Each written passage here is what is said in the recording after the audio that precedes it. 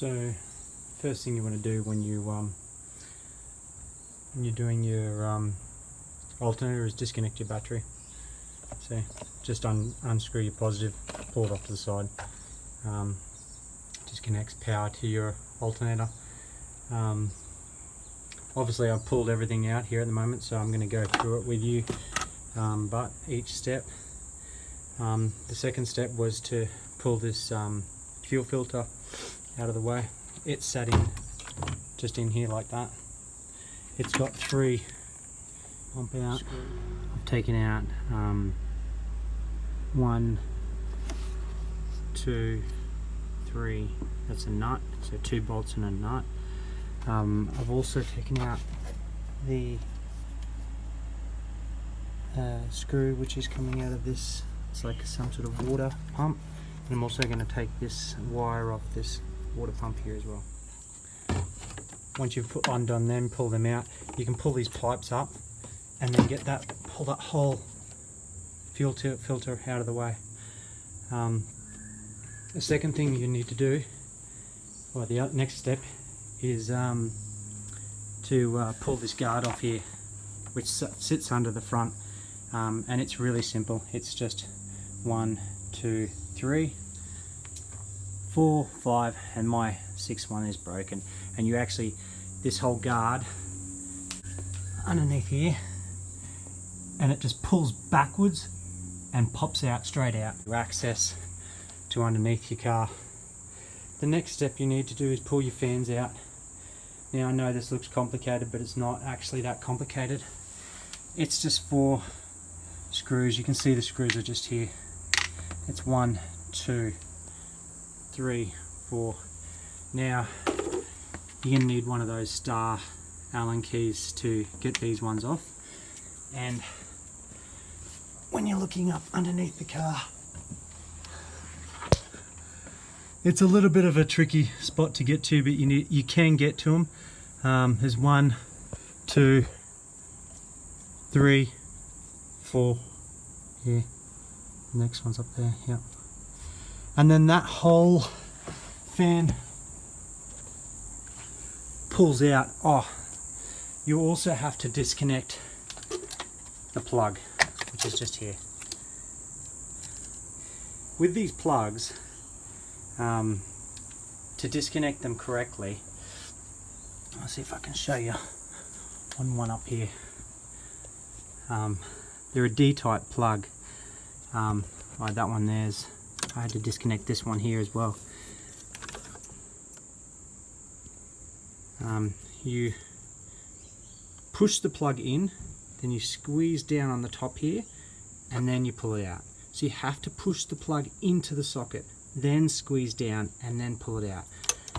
If you try and reef them out and break them, you'll just break them. So once you've pulled out your radiator fan, next step is to pull out your radiator. This is the radiator over here. Again, really simple. You got 1, 2, 3, 4 bolts, and there's another tricky one just on the side here. And they all can be, most of them can be accessed from the top. You can see there's one there. Down low there's another one just there. And then on this side, one there and one there. Now you have to disconnect your hoses, and they have clamps on the hoses. Let's have a look at this hose here. Clamps on your hoses. So you just, with those clamps, you just squeeze them and pull them back out of the way, and then you can pull those pipes straight off. I did try and pull these actual mechanisms off, but I couldn't get them off for the life of me. So there's one here, so you disconnect that pipe, you pull this bracket off, so the pipe can come out. You then disconnect the pipe here and a little pipe here. On this side here you can see there's the big pipe there. So you can see I pulled that clip right back, and then this little one, and then once you've disconnected them you can pull them out of the way quite easily. Once you've done that, you need to disconnect, pull your this air filter mechanism out. As the actual where the air goes into the air filter. It's really simple. It's just got 2 screws, one here and one on the other side, and they just screw into here, one there and one there, and you can pull that whole mechanism out, and then you can pull if you squeeze from the top and the bottom here on this pipe here, squeeze them down, you can pull that whole thing out. Once you've got that out, it gives you a fair bit of area in here. You can maneuver the radiator. Just be careful that you don't bend any of your fins as you pull it out. It's a little bit of a jimmy to get it out, but it comes out quite simply. You can see here also, I pulled that out of the way too. That's just your water filler for your wipers. What else did I do? Then I pulled the radiator out. That then gave me access to my alternator. The alternator was relatively simple. It's got, well, this is the one I pulled out. So it's got two screws that hold, bolts that hold it in. One here, one here. On the back of it, you've got your positive lead here. This positive lead here, this is your bracket here that it just holds the positive lead in place, and then you've got your plug. Remember, with that plug it's the same, you've got to push down, in, and then out to pull that plug out. So you'll see down the side here, so one of the bolts for the alternator is in here, and then the other one is down here. What socket was that? It was a 13mm socket to get those ones out. Once you've taken them out, you've disconnected the power and the plug, and you pulled that little bracket off, this one just here. Then you can pull that whole alternator out straight up here. Again, just be careful. These fins won't bend as easily, but you don't want to bump anything or smash anything. So yeah, I just jimmied it out and I got it out here, and that's the new one that I'm about to put back in. New radiator in. I just laid it on its side like that, put it in from the top, just slide it in it, and then went across and then slid it up in place. And I just rolled it on its side there so I could put the positive cord back on, which is this one just here, and I just put the bracket on.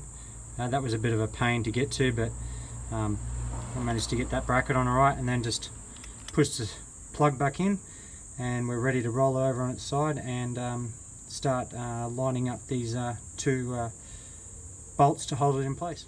So just put the alternator back in. I found it helped to make sure you put your plugs in first, and then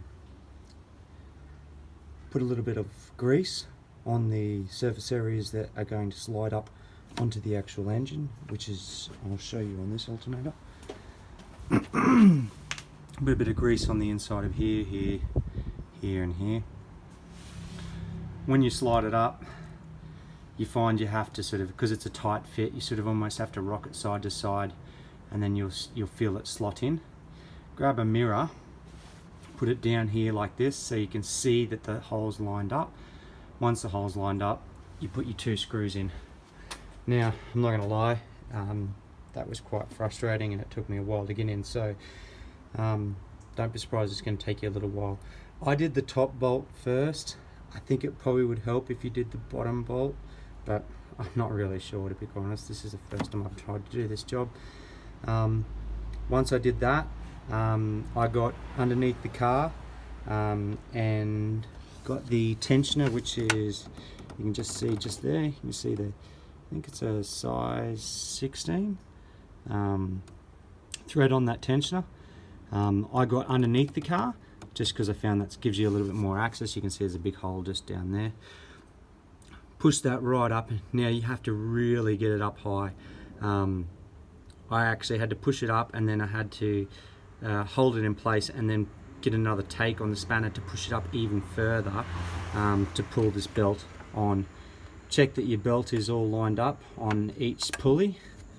And now I'm going to go on to the next step. A quick video so you can see the radiator half in. You can see how I've angled it slightly down onto the driver's side. I pretty much had to put it in sideways so this was up a little bit, so instead of it being like this, it was like that. I had to slide it down. There's a little bit of wiring on this side that I had to make sure was out of the way, so just don't force it in. You don't want to damage it. And I'm basically going to pull it up in place now and put my first screw in to hold it in place. Okay, so I've got the radiator back in now. So just going through again, just remembering that there's 4 bolts. See if I can point these out to you. Or 4 screws, shall I say. It's easy to see on this side, maybe. No, can't really see them. Anyway, I showed you when the radiator was off. There's sort of roughly 1, 2, 3, and 4, and it's easy to see when the hoses aren't connected. I've also connected the hoses up now. So the hose just over here on the driver's side, and also this hose just here. Remember, you got this little one here. He's gone back on. I put that back in place. I also reconnected this hose as well. I didn't show that on the start, but I took that pipe off. It just makes it easier to get to the alternator because you can adjust this pipe up and down, and I disconnected this plug, so they're gone back in. That's to do with the water system. I then clicked both these AC pipes back down into their brackets just here. It's also worth mentioning that at the bottom here I can't really see that, but just there is a bracket that holds the pipe. I've installed that, and also I put this AC pipe back onto this rubber holder here as well. It just holds it in place. Alright, the one thing that you may forget to do is that there's actually, you can see just here, there's another radiator screw that you would have had to take out, and it's just on the outside of there. You can just see it just there. So that's on the top driver's side of the radiator. There's a hole just in here that you can actually, what I ended up using was a magnetic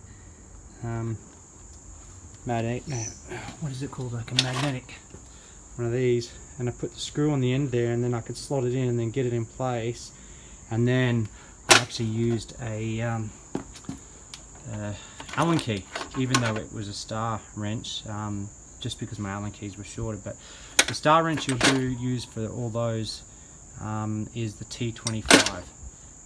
That's the one you use for every single screw. That's what I've got so far.